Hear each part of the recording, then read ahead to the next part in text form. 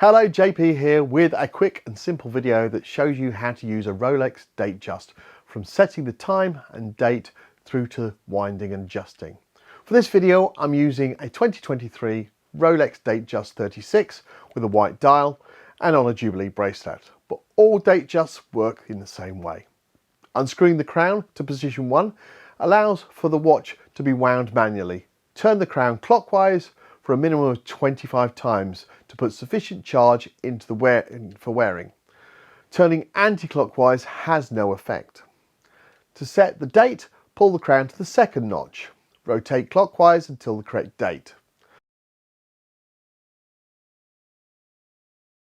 To set the time, pull the crown to the third position. Turn the crown clockwise or anti-clockwise as needed. Personally, I set the date to the day before, and when I set the time, I wind through the 12-hour marker to know when the date changes. The watch is AM, and if it needs to go through to PM, I can do so. Your Rolex DateJust is now set and ready for use. If you're going to be using water anywhere near your Rolex or any liquid like that, then do ensure you check the crown is now fully screwed closed to ensure it is water resistant.